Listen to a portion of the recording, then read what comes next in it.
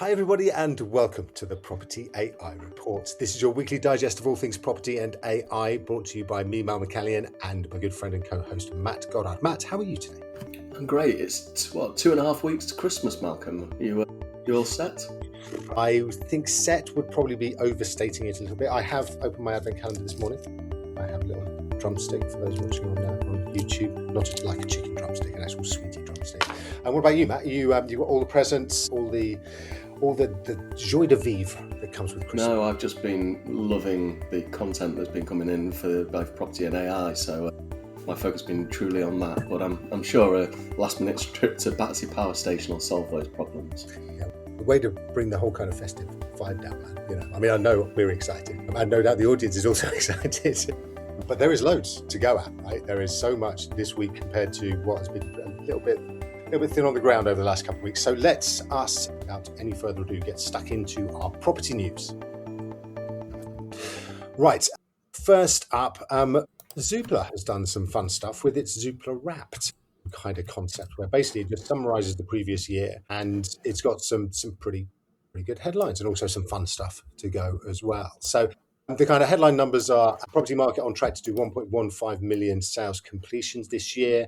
I think the long-term average is 1.2, so not too bad, bearing in mind kind of the last 6 months or so was pretty clogged up because of the budget. So that's pretty good. They think that there's going to be a bit of a bounce in January because of the kind of Boxing Day bounce. 26th of December is going to move into early next year. So positive stuff there. There's a whole lot of other stuff around the fastest moving markets in the UK. And unsurprisingly, all of the top 10 are in Scotland because their system works. Whereas in England and Wales, it's at least 10 days longer. So Falkirk is the fastest with 13, and Sunderland is the fastest in England and Wales with 23. Matt, did you take anything in particular away from this data festival?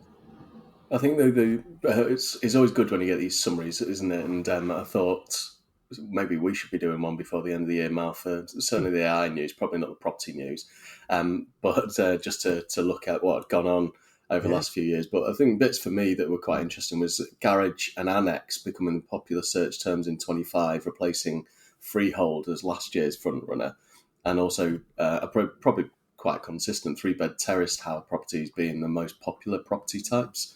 But certainly interesting to look back over it all and get that quite festive review of the year, isn't it?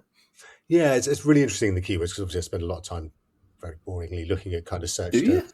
People search really too much. And yeah, there was one random one. So the 10th one that's there is called deposit unlock. So apparently the 10th most popular search is for something called deposit unlock. Now, they're two very good words. I know that there are various schemes and things around that kind of do that, but yeah, just that just kind of struck me as being a little bit weird, really. But also, it was talking about what the most popular property is that they have seen accessed on their site.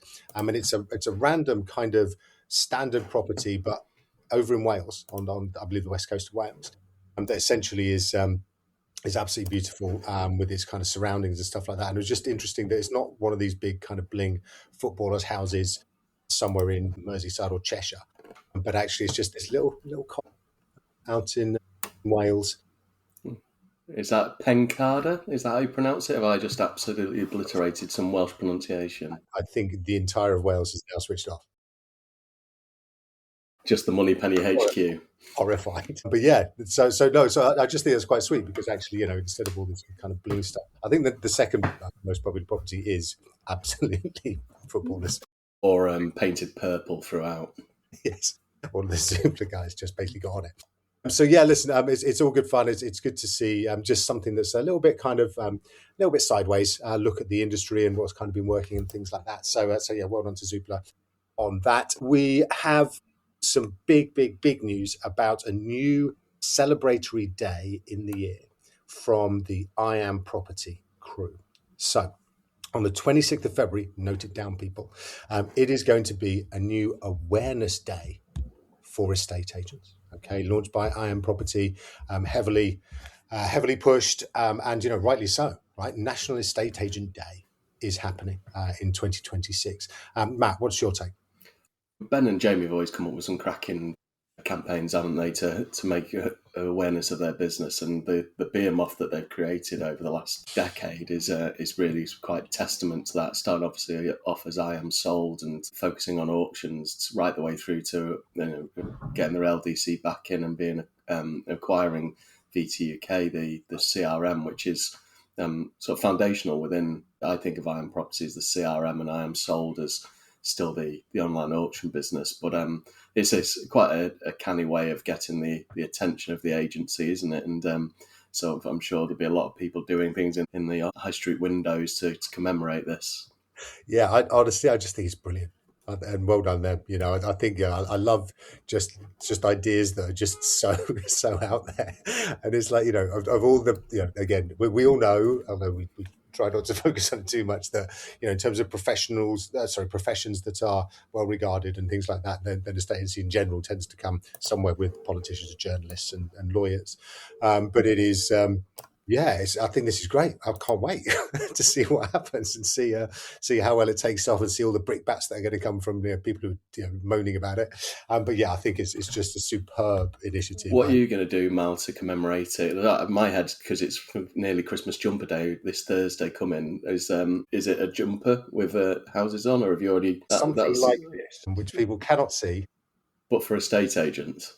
But yeah, exactly. So I'm going to dress up like an estate agent. For those that are listening, I have just put there's a Santa hat which has a beard attached to it. And so I'm hoping that there's an estate agent version of this with, I don't know, the tie and iPad. But anyway, yes, I'm definitely dressing up because that's very important. So I think I'm going to just walk around the whole day dressed up as an estate agent. And that's going to be my thing. So yes, I hope everybody else will join in, and looking forward to that day very much. So well done, everybody. News from businesses out there. So Yopa has given its annual report. Verona Frankish there has done another amazing job this year. Everything is on its way up, and I think the kind of the launch of the associates structure where people can be kind of self-employed within Yopa. What I love about Yopa is it doesn't, it's a part of the market that is just totally what it is. You can argue that the likes of Purple Bricks and others, as they kind of came through, were far too aggressive, far too kind of like trying to kind of just almost blow everybody else. Yeah, and I just think that Yopa has basically just said, look, this is what we are, this is what we do. If you want what that they would call value-based, cost-effective marketing for your property, then here we are. If you want something a bit more kind of high spec, blah blah, then there's others that can fulfill that. But yeah, I just think it's just a great example of marketing done right, knowing your mission and your vision, executing really well on that. And I think Verona and her team have done a sensational job there. What do you think? Very much that. I think the term I'd want to use, and without causing offence, is it's a steady hand on the tiller, isn't it, from Verona? And she's well liked, runs an effective ship there, and I see Yopa boards up, or Yopa, I always get pronunciation wrong, and they've never been combative, have they? And I think was it Savills took an early stake in them, and they were well back from that point of view, and they did have some quite interesting advertising campaigns. But did they have the Village People in one of their early campaigns as well? So they got that visibility, but without sort of going in aggressively to the rest of the market. Yeah, no, I think it's a really, really effective way of going about it, and perhaps you can see what Purple Bricks might have been if they hadn't been quite so quite thrown stuff around quite so much, and then ended up selling for £1. So that's Yopa. Good news for them. We've also got some more news about Rightmove, and we're leaving this to the end of the property news just because we've been speaking about Rightmove quite a bit over the last few weeks. But again, that they are in the crosshairs of a particular investor.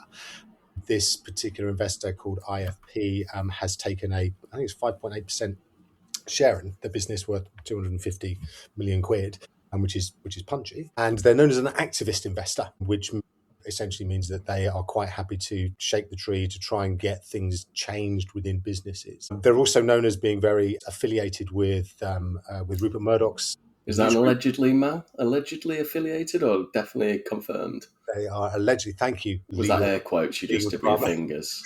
Legal department, yes. Very See, I'm learning. It's only taken nearly a year. See that. What is it? The student has become the master, or whatever the phrase is. Thank you. I am now Mr. Miyagi.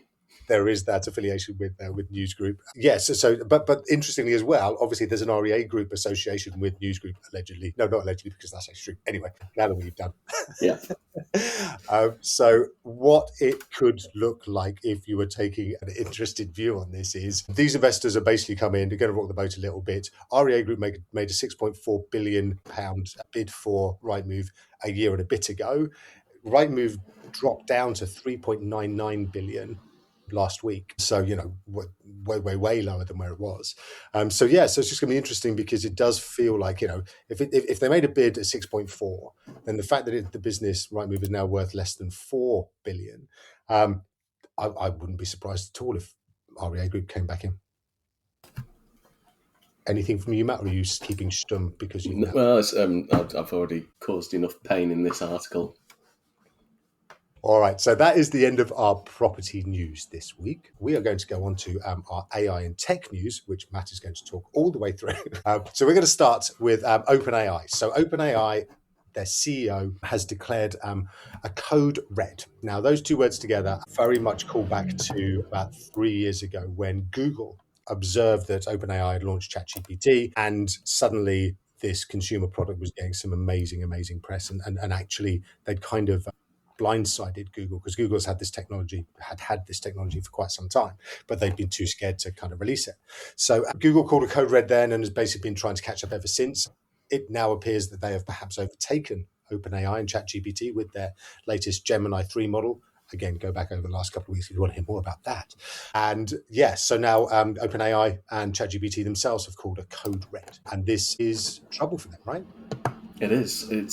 It just sparks that point. So, as you say, 3 years ago when Google suddenly called their code red, it's because they'd been quite lethargic in terms of, or reticent to launch their services to the market. And then ChatGPT suddenly burst onto the scene, and it was a code red situation for them. And now OpenAI, they're having to call the code red because even though they've launched their new models, Gemini has seen 200 million new users in 3 months, and it's starting to replace ChatGPT as almost the go-to, isn't it? In terms of the AI models. And there's more still coming out of Google as well, and we'll come on to that later on in the show notes. But it's not just calling the code red. Basically, the ChatGPT are stripping back everything that they've done over the last year, and there's been some quite cool announcements, haven't there? Maybe that's our Spotify Wrapped going through the announcements, because I know we do sort of batter our way through them, and you can choose your favourite one, and then I'll discount it and say which one mine is. But it's Gemini Pro. it's so the app player that sort of OpenAI have moved on to, and adding the agent mode and all these other things, and now they're saying actually we're going to strip everything back and just focus on our foundational models, and it could be obviously a cause for concern with them. And actually one of the other stories we've got in the show notes about Anthropic preparing for IPO and how they're actually potentially going to launch at a more higher value than ChatGPT and OpenAI because of the revenue they're actually bringing in per user. It's all different strands here that are sort of causing it, but for Sam Altman did it via Slack initially, and he wrote it in a way that sort of shows it's going to get leaked, and it got leaked. So it'd be interesting. Obviously, it's great news for the OpenAI team just before Christmas and post-Thanksgiving, pre-Christmas present for them. Yeah, they're going to be in their little tents in the office over Christmas, 100%. But yeah, no, like you, I think it's just interesting to see how these kind of almost they're spidering off into different areas. So one of Google's big benefits is obviously its distribution network, because many businesses use Google Workspace.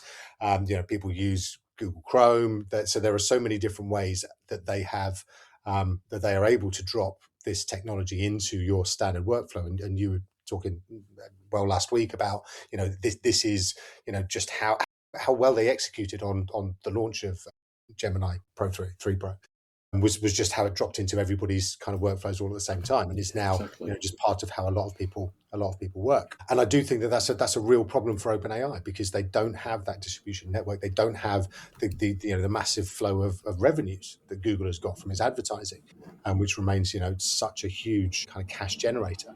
So I think that they've they've got to pause, and they've got to really think about what they're going to be. And I think, again, we've spoken before about the kind of CEO of Instacart coming along and kind of focusing much more on consumer products. And I would expect that to continue, where they are trying to basically wrap us all up as consumer products and services, so that essentially we just kind of keep using them, and they get all sticky and things like that. Whereas perhaps Google just goes off and kind of keeps pushing the boundaries of what the tech can do, whereas OpenAI just kind of keeps finding things that consumers will use it for, I would suspect.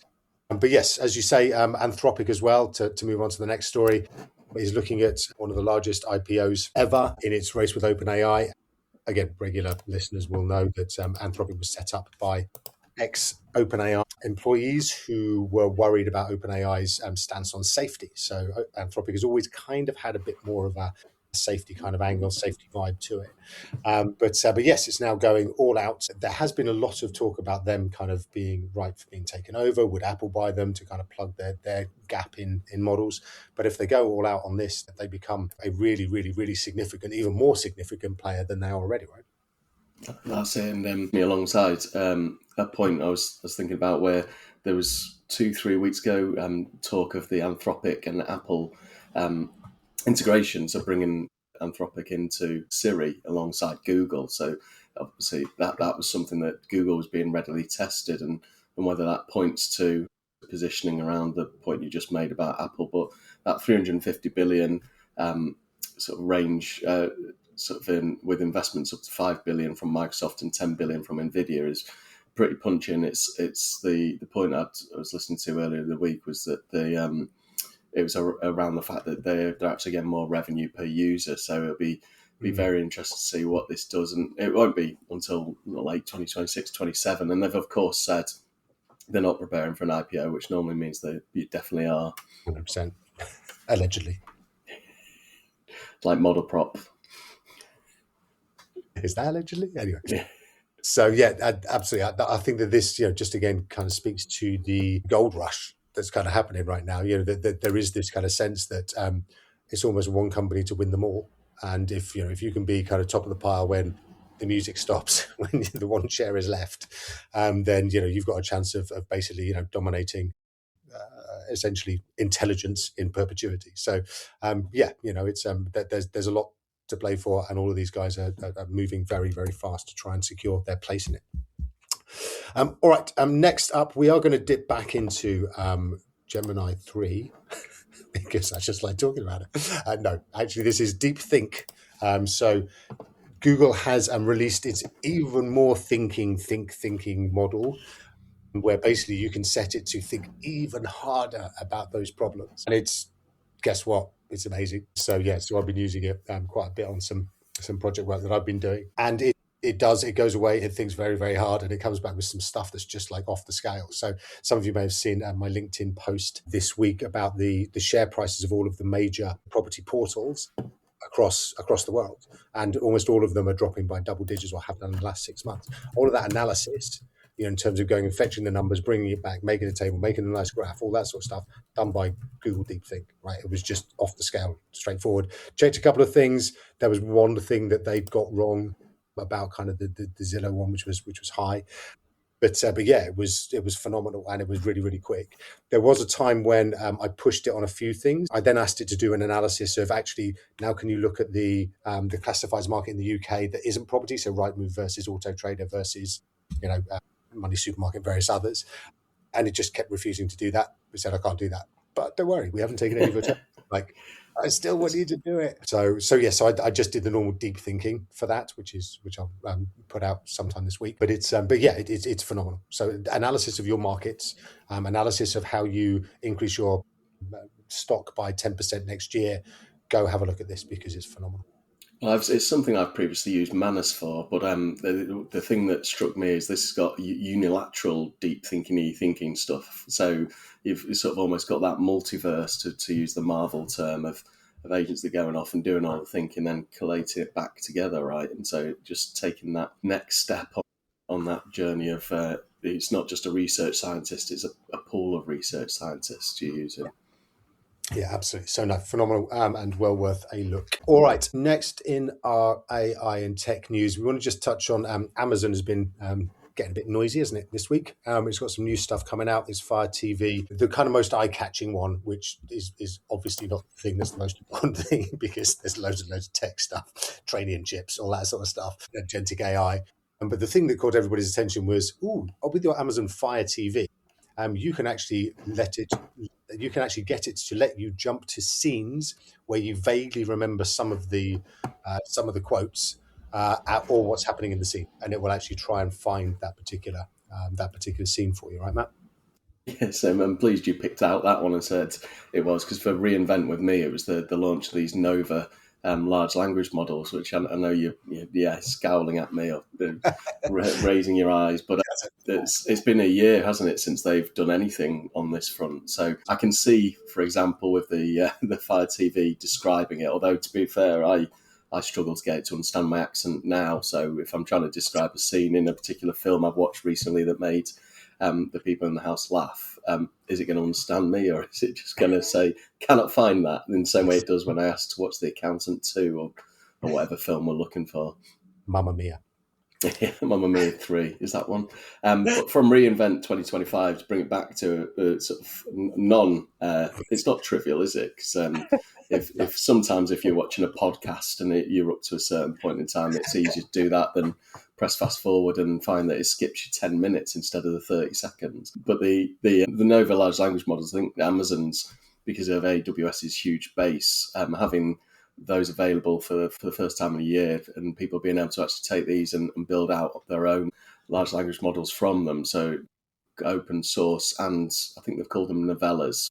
So yeah, pun intended on that one. But it's quite interesting to see if they can gain back some of that market from the likes of Google and Google and Microsoft, or whether or not people have already moved off and building their large language models already through this.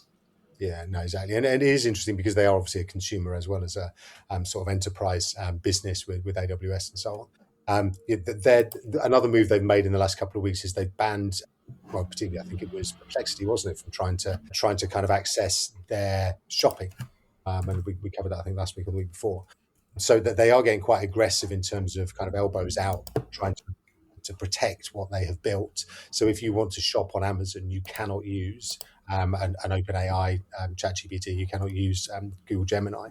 You have to use the internal Amazon one, and that's because they want all the data about what your shopping experience is and all that sort of stuff, and don't want that to leak out. And also doesn't want ChatGPT to point you to something that isn't Amazon. So yeah, I think it's it's big moves. I think that these guys have kind of been a bit behind the eight ball for a little while, but it's going to be interesting to see how aggressively they come at the market, because it seems like they're starting to make some quite big moves. I think the last one we should have covered really in the OpenAI summary was AI model Garlic, which has been getting tested, which sounds like it is the ChatGPT 5.2 or 5.5 that they may even be releasing today. We're recording on Tuesday to sort of counteract this Gemini 3, but the concern with this is always, if they're racing something out the door, are we going to see similar issues to those that we saw before with OpenAI's models coming out and them not preparing for the challenges that they create? Yeah, Gemini 3 had been sort of trailed for quite some time, but I think it still took almost everybody by surprise with just how good it was. So yeah, so following on from this code red, as you say, that there is a lot of whisperings that OpenAI are going to make a move, and that move is going to be that this Operation Codename Garlic, which is going to be 5.2 or 5.5. ChatGPT 5.2 or ChatGPT 5.5 is going to come along. But yeah, again, like you say, if it's kind of feels like it's a defensive move rather than an offensive move, and you just kind of don't think that necessarily it's going to smash it. It's interesting just to think about the contrast with last year. So in last year December, basically OpenAI and Sam Altman were releasing one new product every 12 days of shipments, wasn't it? And so they were that confident. They just had product after product after product, and they were just kind of slapping Google's face every single day with something new. And now it's a very kind of different picture out there for sure. We've got some more about Perplexity just quickly. They're being sued. Yes, your point just reminded me about it with Amazon. So this is one where the Chicago Tribune and New York Times are suing Perplexity over the copyright, and it's a case of they've been using this as a way of accessing behind the paywall paywall rather, information from both the New York Times and Chicago Tribune, and it's an interesting one because I think there's a few legal spats going on around copyrighted content and access to it, and who's copying it and distributing it. And some of the perplexity points in this particular one have been found to they're basically just taking the articles verbatim and passing them on without paying for it. And so I think the reason this is an interesting one and one we'll continue to watch is it's a case of with all these lawsuits stacking up, the first domino to fall is probably going to set the precedent, and then we'll see that being used. So whether it's the New York Times or whether it's the Chicago Tribune, it'll dictate, I think, not just Perplexity, but OpenAI is also getting sued by the likes of Microsoft, and have also been sued. There's a few cases out there that I think we should continue to watch. Yeah, it is interesting. So, like you said, there's been a few kind of ones that have gone through already. So Claude paid out to loads of authors when they agreed that they'd legally use their books. On the kind of the music side, Suno and Udio both have had to make agreements with the likes of Warner Bros. And Universal Music, and to agree and commit that nothing would then come out of their models that was not kind of licensed and all that sort of stuff, and then they pay a fee to the artist too. So it does feel like there's kind of a bit of quite a lot of pushback hitting all of these different frontier labs, and I do think Perplexity does kind of stand a bit on its own because it has been very, very aggressive, very punchy, and it has used things allegedly that it shouldn't have done. So yeah, it's going to be interesting to see how that plays out. All right, we way over time. Told you this was going to be a packed episode. We're going to go very quickly into our tool of the week. All right, we love video and we love what's happening in AI generated video. So this is Runway Gen 4.5, and it's just got so much to it in terms of text to video, images to video. So you can just put like little images in and then say, right, can you run on this scene with this particular feature? You can have what they call ingredients, which essentially you can put in like, I don't know, a cheese grater. I don't know why I said that. And a Santa hat and some other stuff, and say, we want this all to interact in this particular way, and it will do it. So yeah, look, we've been playing around here at Model Pop with a lot of AI video. And I just think it's exploding so much, and is going to be so good for a lot of businesses out there that perhaps haven't had the budgets to be able to create those brand ads, particularly because this allows you to really, really express yourself. That's it. And some of your videos that you posted on LinkedIn, really well. Even your launch for Model Prop was really well generated, and you probably wouldn't be able to tell. And we talked a few weeks about the Coca-Cola Christmas ads and the noise that had caused. So the fact there's another release from Runway and it's pushing that frontier model, it's just a reminder of as a tool of the week to go out, have a look at this, and think about what you could. Maybe you haven't done your Christmas video yet. Maybe you've want some content for your social media that's slightly longer than the sort of 3 to 5 seconds it demands, and this gives you a chance to produce that. And I think that ingredients feature you mentioned, minus the cheese grater, is probably quite an interesting one for the Christmas vid. You're right. The cheese grater was ill-judged. Is it because you got a cheese grater behind your monitor? I never stop snacking on cheese. It's just we should move on. Right. We are going to go finally to our weird AI of the week, which is not taking it up very far in terms of quality and conversation.